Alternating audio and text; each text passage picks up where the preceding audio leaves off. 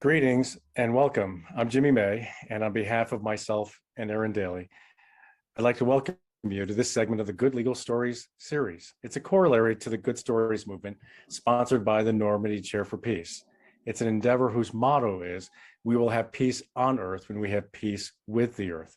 And to that end, the Good Legal Stories series spotlights landmark environmental advocacy from around the globe through the voices of those who helped to make it happen. Today, we're delighted to hear the story involving Rikers Island with Rebecca Bratspies. Aaron? Welcome, everybody. We are delighted to have with us today Professor Rebecca Bratspies. She is a professor at the City University of New York School of Law, where she's the founding director for the Center for Urban Environmental Reform. She's an internationally recognized expert on environmental justice, the regulation of new agricultural technologies, and the human right to a healthy environment. She's written scores of law review articles and other publications, including 4 books and a couple of comic books on the topics.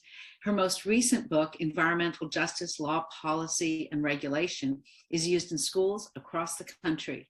We're thrilled to have you here with us today, Rebecca, to tell us about Renewable Rikers. Tell us a good story. Well, thank you both for inviting me to share the story of Renewable Rikers. And Renewable Rikers is, let me start. Rikers Island is an island here in New York City, and it, for more than 100 years, has been the city's primary jail. And it's a terrible place. It is a place of everything you can imagine in a jail that's been around for 100 years. And Renewable Rikers is a project that is reclaiming the island and its legacy for social good, in particular for renewable energy generation, hence the name Renewable Rikers. So the story starts with formerly incarcerated people at Rikers Island who organized around the need for change and the need to close the Rikers jail. And they partnered with environmental justice advocates who are saying, hey, the same neighborhoods that are impacted by over-policing and sending people to Rikers Island also are impacted by too much pollution, in particular pollution from electricity generation that for energy that is used elsewhere in the city, but they bear the burden of the pollution associated with it. So the decarceration movement and the decarbonization movement, right? Climate change, climate justice, and criminal justice combined together around this proposal to shut Rikers Island as a jail and to instead convert it into renewable energy generation. And once it's online as renewable energy generation, to remove the dirty fossil fuel infrastructure from these overburdened communities. So it's a win on every front. It adds renewable energy to New York City's electricity grid. It removes polluting infrastructure from overburdened communities, and it's part of a criminal justice transformation that really rethinks the way we think about crime and transgression and welcoming people back into society.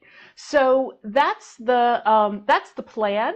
And the exciting thing about it is that through a lot of community advocacy, City Council, New York City City Council, in spring of 2021, enacted 3 laws that are going to make Renewable Rikers happen. So this is not some environmental fantasy. This is actually going to happen, and it is going to add a lot of renewable energy generation and battery storage to New York City's grid at a time when New York State has committed itself to transitioning to a net zero electricity system by 2040. So it is advancing New York State's climate goals, again, decarceration with decarbonization. It is advancing the climate goals and the broader social justice goals at the same time. And it's really a new way to think about achieving positive environmental and social ends by combining these ideas, by putting at the center the people who are most impacted. The people who are most impacted by incarceration at Rikers Island, the people who are most impacted by the pollution from generating electricity, putting them and their needs at the center and seeing what emerges. And what emerges is Renewable Rikers. And what a great idea to take a situation that, like you said, that we describe conditions at Rikers and just how deplorable they are, and then turn lemon into lemonade or something like that, I suppose, to use that metaphor. Rebecca, to what extent do you see this being used as a model elsewhere in the United States and in other countries, if at all? Well, obviously, every situation is unique. My hope is that it will be a model in two ways. One, it'll be a model for how to make policy, to involve the people whose lives are at stake, whose interests are at stake, deeply from the beginning in making and shaping the policy. So the people who are affected are involved in defining what the problem is and then coming up with the solution. We don't do that very often. We tend to have a very top-down kind of decision-making process in law, and this is really different. This was very much bottom-up, led by communities, and I hope that will be a model. I also hope that we will continue to recognize how deeply intertwined issues of racial justice are with issues of energy generation. We don't have to look far in New York or anywhere in the country or the world to see how much the extraction and use of fossil fuels has burdened communities of color, indigenous communities, Black communities, and we need to change that. And Renewable Rikers is sort of a step towards changing that as well. That's really fantastic. It is a great story. Can you tell us more specifically about your role in making this happen? How did you get involved with it, and what did you do for it? Sure. Well, I mean, I want to make it clear that this is a movement. This is not like me, professor, fixing things. But in about 5 or 7 years ago, I don't remember exactly when it was, there was a lot of attention being paid to just how bad conditions were at Rikers Island and the brutality that was going on there. And City Council and the mayor established a commission to investigate and to decide what would be done. And it was led by the former Chief Justice of New York State. So this was a very sort of fancy blue ribbon committee called the Littman Committee, named after Jonathan Littman, who was the judge who was the chair of it. And the Littman Committee came back with a recommendation that Rikers Island was a stain on the city and it must be closed. And it was about a 115-page report. I forget exactly what it was titled, but it was like a more just New York or something like that. And on page 110 of this 120-page report, there was a little paragraph that said, oh yeah, and afterwards, the island maybe could be used for something sustainable. And so I got a call from my city council member who was the chair of the environmental committee, and he said, I think this gives us an opportunity. What do you think we should do? And my contribution to this has been really to connect the racism that went on in policing in New York City and incarceration at Rikers with the environmental racism that has cited so much polluting infrastructure in overburdened communities. And to say, I think we can use this as an opportunity to remedy a lot of those issues at the same time. And to really focus in on energy generation because I thought it was a real opportunity to right some historic wrongs in New York City about how energy generation had been cited. But like I said, my part was very small. It was really in sort of making that connection and sort of giving contours of what that might look like. And then it was so exciting to see these decarceration activists, these people who are like, their focus is not on the environment. Their focus is on people who are caught up in the criminal justice system and stopping people from being caught up in the criminal justice system. But to hear them talking with conviction and fluency and information about environmental justice and the role that environmental injustice plays in our carceral system has been so exciting to me. Rebecca, what's the scale that's involved? And that's the first question I have is, how many megawatts, and will the energy serve the overburdened communities? Will this renewable energy serve those overburdened communities? And secondly, is there any kind of a plan or law that's similar to doing this? Like the EPA, the 40, the EJ40 program at the federal level and otherwise. Is this part of an overall design to decarcerate and to contribute to sustainable energy practices and connect those two elsewhere? Renewable Rikers predates the Biden Justice 40 by quite a bit. And it also, can I interrupt for a second just to ask you to explain what the EJ40 is for people who may not be familiar with it? Yeah, sorry. So the Biden administration has committed to, has really put environmental justice at the center of not only its environmental agenda, but its broader social agenda. And part of that is a commitment that 40% of the benefits from clean energy infrastructure should go to the communities that have been historically burdened by the pollution associated with so much of our industrial economy. And that, I don't know if it's directly modeled, but that sort of plan of we're going to transition to clean energy, and in the process, we're going to make sure we're directing benefits to the communities that have historically been on the losing end of this deal, right, comes from New York's Climate Leadership and Community Protection Act, which was enacted in 2019, before the Biden administration took office. And so the New York law is very similar. It's not 40%, it's 35% of the benefits. But the commitment is that as New York transitions to 100% non-polluting energy production, it's going to direct benefits to the communities that have historically been overburdened. And Rikers Island is a riff on that, because Rikers Island is, Renewable Rikers is not just about directing benefits to historically overburdened communities. It's also about restorative justice. It's also about recognizing that harm has been done and to try to build in structures to repair that harm on a community-wide basis. But you can't give somebody back years of their life that they spent in Rikers Island. You can't sort of undo the violence that people experience there.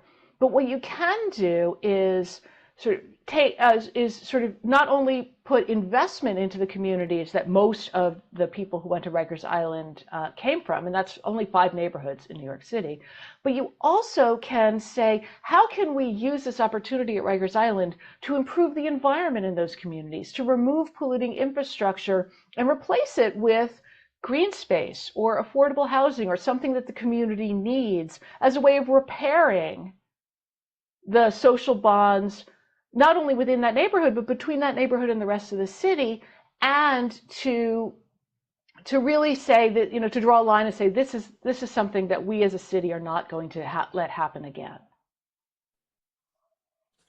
Rebecca, you said that most of the inmates at Rikers come from 5 neighborhoods, and I'm just wondering, is it that most, if not many, of the inmates at Rikers come from communities that are overburdened by pollution?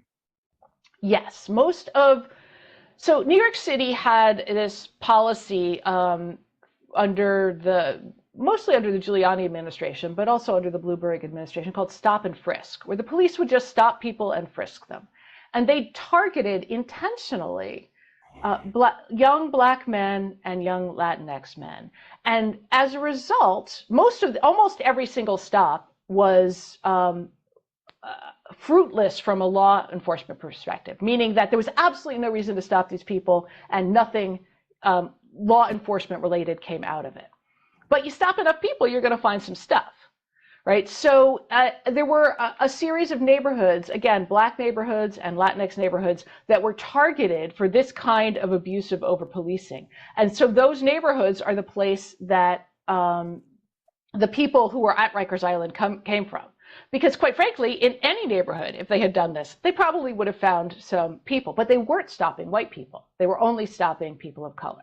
So that was a significantly disproportionate set of people who were being sent to Rikers Island. Those same neighborhoods, the neighborhoods that were subject to that over-policing, are also the neighborhoods that house the bus depots, that house the wastewater transfer stations, that house the wastewater treatment plants, that house the energy infrastructure, particularly peaker plants. Peaker plants are the plants that come on for peak power demand. So in the summer, when air conditioning is on, that's when the peaker plants will fire on. But they only turn on for that peak energy demand, so for a couple of hours.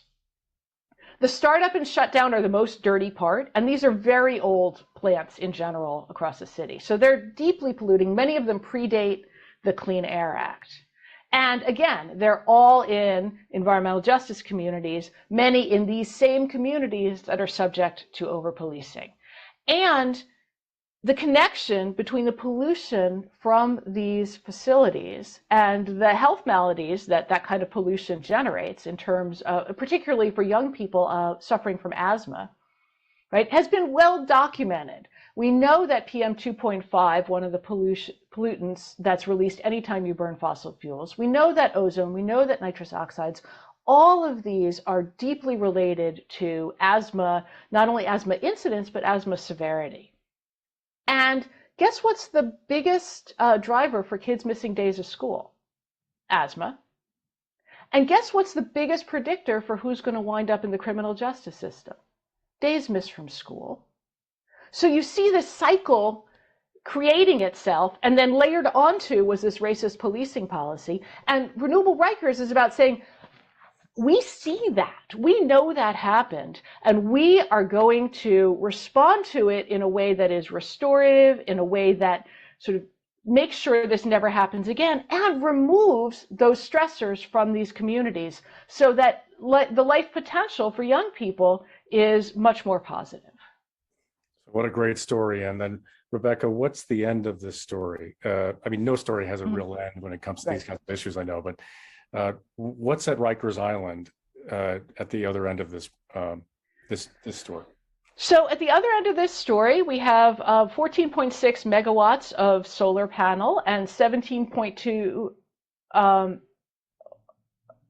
Sorry, that's wrong. I'm getting my numbers wrong. We're going to be able to generate 17 gigs of renewable energy annually at Rikers Island, and we're going to be able to have battery storage for more than 1,500 megawatts, which is half the goal set, quite frankly, half the goal set for the entire state by the Climate Leadership and Community Protection Act.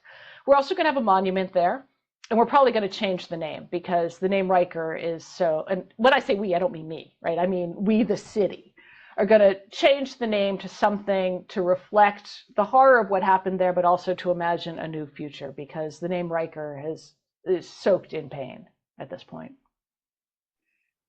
Thank you so much. I'm just wondering, we're almost out of time, but I'm wondering if you could just, if you have one or two pieces of advice for activists who are seeking to engage in some project like this. This is such a complex project dealing with so many different facets of law and life. Do you have any advice for people?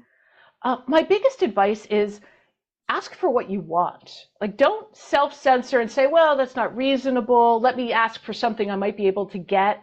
Because you know, even if you ask for what you want, in this case, close Rikers Island and convert it into renewable energy, right? You might not get it, but for sure you're not going to get it if that's not what your demand is. Let other people come back with a counteroffer that's less than what you want. But, you know, be audacious, because the earth needs you. Like, the world needs you. There's a lot that needs to be done, and think big and reach far.